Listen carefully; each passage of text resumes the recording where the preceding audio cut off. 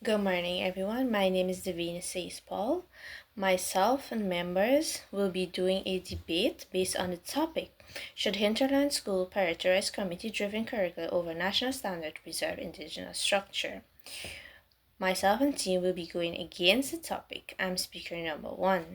I stand firmly against the motion that Hinterland schools should prioritize community driven curricula over national standard to preserve indigenous social structure.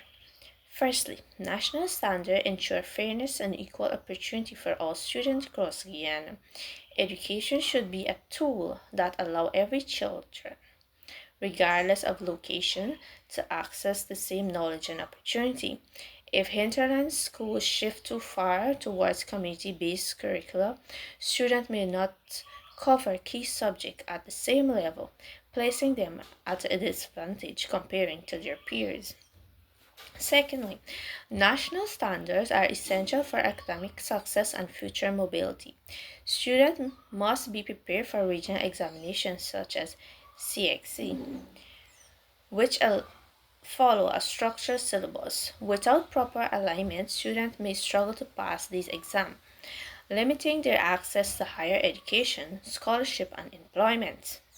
Education should empower students to move forward, not restrict them. Thirdly, national curricula promote national unity and social cohesion. When students learn share content such as history, language, and civic values, they develop a sense of belonging to one nation. Over prioritizing community specific content may unintentionally isolate students and reduce their ability to integrate into the wider society. Additionally, national standards ensure quality and accountability.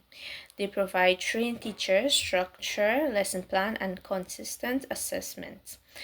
Community driven curricula, while cultural values may lack the resource, training, and monitoring need to maintain high education standards across all regions. Now, while I fully acknowledge the importance of preserving indigenous culture, this can and should be done alongside national standard, not in place of them. School can include local language, tradition, and acknowledge through cultural programs, storytelling, and community involvement, while still maintaining a strong academic function. In conclusion, prioritizing community-driven curricula over national standard risks limiting student opportunity, reducing educational quality, and weakening nation unity. Therefore, internet schools should maintain national standards while incorporating culture in a balanced way. Thank you. I hand you over to my next colleague, who will be speaker number two. Everyone, my name is Melanie Richards and I will be your second speaker. As my first speaker clearly established our position against the motion, I will now present the main arguments supporting our case. We firmly believe that hinterland schools should not prioritize community-driven curricula over national standards, as doing so would limit opportunity and weaken students' future success. Firstly, national standards ensures equal opportunities for all students. Education should be fair and consistent, giving each child, regardless of where they live, the chance to succeed. If hinterland school prioritize community-driven curricula over national standard, students may not receive the same level of academic exposure as others across the country. This creates inequality where some students are better prepared than others. This is not equality, this is not fairness, this is limitation. Every student deserves the same access to quality education, same exams, and same opportunities. With national standards, this is possible.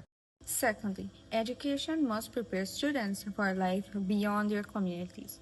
National curricula are designed to equip students with the knowledge and skills needed for examination, higher education, and for employment. In today's world, students must be exposed to subjects like science, mathematics, and technology. These are essential for careers and for contributing to national development. If students are not properly prepared in these areas, they may struggle to move forward academically or professionally. Education should open doors, not close them. By prioritizing community-driven curricula over national standards, we risk limiting students' ability to success out their environment. Thirdly, community-driven curricula can create gaps in education. While they focus on local tradition and practices, they may not fully cover essential academic content in enough depth. For example, rapidly developing fields like science and technology requires structured and comprehensive teaching. Without this, students may fall behind in important areas that are necessary for success in today's modern world. We must ensure that students receive a balanced education, one that prepares them culturally and academically. Focusing too heavily on one aspect may weaken the other. Therefore, it is clear that prioritizing community-driven curricula over national standards creates inequality, limits future opportunities, and creates a gap in education. My third speaker will now expand on how this impacts national unity and development. For these reasons, I strongly oppose the motion. Thank you. Good day, teachers and fellow debaters. I stand today to argue against the motion that hinterland schools should prioritize community-driven curricula over national standards in order to preserve indigenous social structures. While respecting cultural heritage is vital, placing community design programs above national standards are risks undermining the very goals of education and social progress. First, education standards guarantee a uniform quality of learning. Without national standards, hinterland schools may deliver education that is inconsistent, leaving students unprepared for higher education or the modern job market, which ultimately harms indigenous youth by limiting their future opportunities. Secondly, excessive localization can cause educational fragmentation. When each community designs its own syllabus, students may lack common knowledge, skills, and needed for mobility, whether moving to urban centers for work or engaging in national institutions. This isolation can weaken rather than strengthen indigenous communities by reducing their integration into the broader society. Finally, education must equip students with skills for both culture continuity and modern livelihoods. Prioritizing community curricula over national standards could narrow students' skill set, making them less competitive and less able to contribute to their own community's economic advancement. In conclusion, preserving indigenous social structure is noble, but it should not come at the expense of a solid, nationally standardized education.